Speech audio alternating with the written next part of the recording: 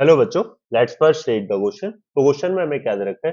Calculate the molar mass of the substance whose 7% by mass solution in water freezes at -0.93 degree Celsius.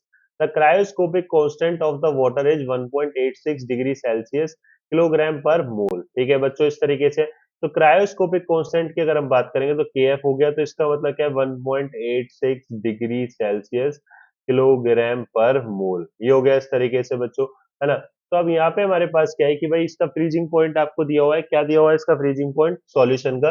तो ये हमें दिया हुआ है बच्चों, टीएफ दिया हुआ है। तो ये हमारे पास है -0.93 डिग्री सेल्सियस। तो डेल्टा टीएफ निकाल लेते हैं बच्चों। डेल्टा टीएफ कैसे निकलेगा? तो डेल्टा टीएफ निकालेंगे टीएफ नॉट माइनस में टीएफ, है ना। तो वाटर है हमारे पास, तो वाटर का boiling sorry freezing point 0 degree, है ना। एंड माइनस में 0.093, यहाँ पे माइनस का साइन। ठीक है बच्चों, इस तरीके से हो गया। तो ये कितना आ जाएगा? 0.93 डिग्री सेल्सियस डेल्टा टीएफ आ जाएगा। ठीक है।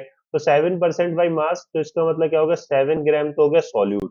ठीक है, तो डब्लू सॉल्यूट लिख लो भाई इस तरीके से। ये तो हो गया 7 ग्राम। एंड किस में प्रेजेंट है बच्चों? इन वाटर, है ना। इस तरीके से 7% बाई मास है, तो इसका मतलब है सॉल्यूशन का मास कितना है? 100 ग्राम है। ठीक है, कितना है? 100 ग्राम। तो अगर आपसे क्या पूछे वाटर का, तो डब्लू सॉल्वेंट का अगर आपसे मास पूछ रहा है तो वो कितना आ जाएगा बच्चों? 93 ग्राम। ठीक है, किस तरीके से हो जाएगा? तो फॉर्मूला क्या यूज करेंगे? तो डेल्टा टी एफ बराबर क्या होता है बच्चों? के एफ मल्टीप्लाई में एम। एम क्या? मोलैलिटी। तो के एफ, है ना। और यहाँ पे क्या होता है formula? Number of moles of the solute upon में mass of solvent in kg. या फिर कैसे लिख सकते हैं number of moles of solute को? तो डब्लू सॉल्यूट मतलब कि given mass of the solute upon में क्या आएगा? Molar mass of solute. बिल्कुल भाई। एंड मल्टीप्लाई में क्या आ जाएगा? W solvent, mass of solvent. ठीक है ना बच्चों, केजी में लेना था, हम अगर ग्राम में लेंगे तो ऊपर 1000 से मल्टीप्लाई। ठीक है। तो अब यहाँ पे क्या हुआ कि अगर हम यहाँ पे मोलर मास निकालेंगे तो मोलर मास एम सॉल्यूट ऐसे हमने इस तरीके से लिख दिया। ठीक है। अब के एफ की बात करूँ तो के एफ हमारे पास क्या है? 1.86 है ना। इसी तरीके से डब्ल्यू सॉल्यूट की बात करूँ तो 7 है बच्चों। एंड यहाँ पे क्या आ जाएगा? 100 आ जाएगा। ठीक है। और अब यहाँ पे अगर हम देखेंगे तो हमारे पास डेल्टा टी एफ क्या आएगा बच्चों? 0.93। और यहाँ पे हमारे पास क्या है? ये 93।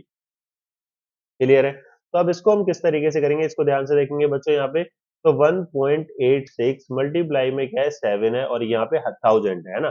तो एंड मल्टीप्लाई में क्या आ जाएगा बच्चों? हमारे पास 1000 आ जाएगा। अब ये हमारे पास आ गया 13,020 समथिंग। ठीक है। और यहाँ पे क्या है? 0.93 अपॉन में क्या है? 93। ठीक है।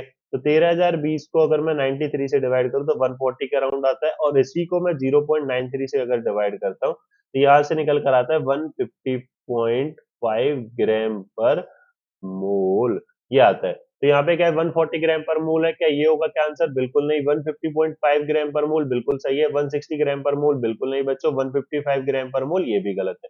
तो correct answer will be the option 2। I hope you understand it very well. Thank you.